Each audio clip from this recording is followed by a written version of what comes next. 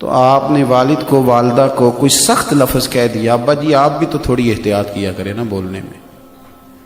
تو اب آپ نے تو ایک لفظ کہا تھا اور دو لوگوں کی بحث میں آپ نے باپ کو خالی والدہ کو خالی سمجھانے کی کوشش کی تھی۔ مجھے لگتا ہے کہ وہ رات ان کے لیے لمبی ہو جائے گی، وہ گزرے گی نہیں۔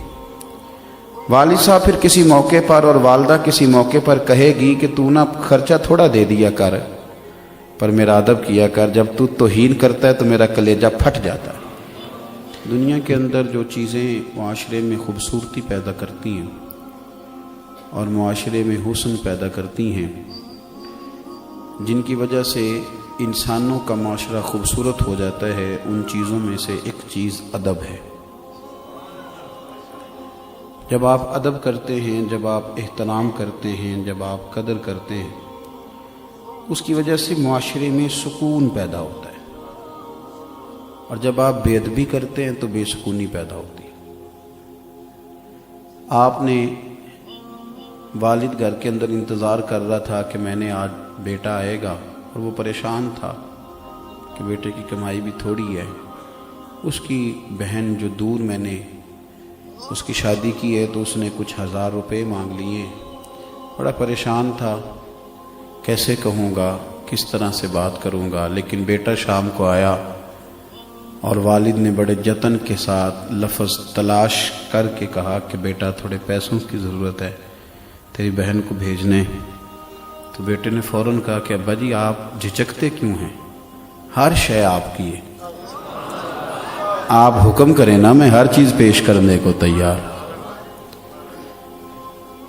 میں بڑی ذمہ داری سے آپ کو کہتا ہوں کہ آپ کے یہ 2 جملے اس طرح کے ہوں گے کہ ہو سکتا ہے والد صاحب رو ہی پڑیں، اور ان کی زبان نہیں، ان کی روحیں بھی گواہی دیں کہ اللہ میرے پتر کو زیادہ دے،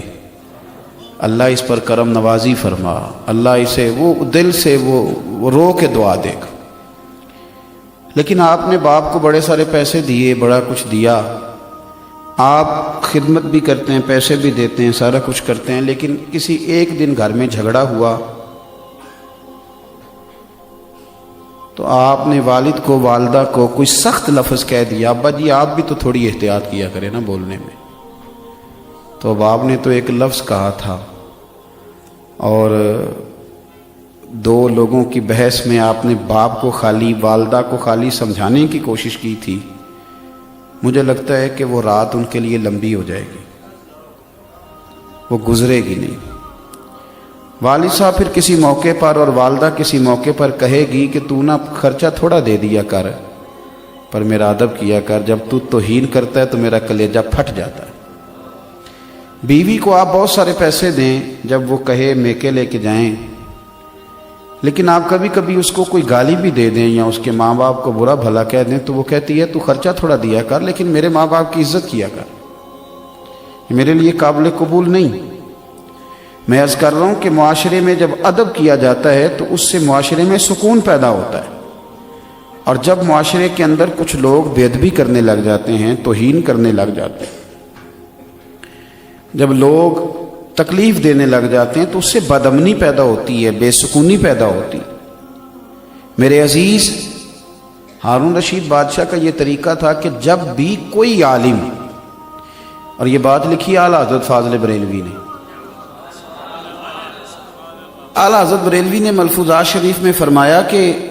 جب بھی کوئی عالم ہارون رشید کے پاس آتے تو ہارون رشید اپنا تخت چھوڑ کے استقبال کرتا۔ میں نے کہا جب بھی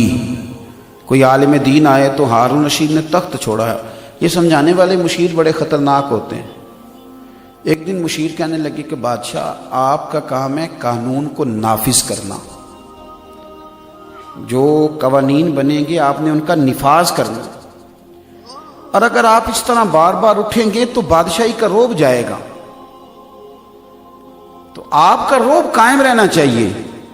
تو بادشاہ نے بڑی حسین بات کی۔ ہارون رشید کہنے لگا میں یہ جو اٹھ کے عزت کرتا ہوں تو بندے کی وجہ سے نہیں کرتا، مصطفیٰ کے دین کے علم کی وجہ سے کرتا ہوں، اور اگر رسول اللہ صلی اللہ علیہ وسلم کے دین کے عالم کی عزت کرنے کی وجہ سے سلطنت کا رعب جاتا ہے تو جانے دو، مجھے اس طرح کی سلطنت چاہیے بھی نہیں۔ ادب آپ کو مضبوط کرتا ہے، مضبوط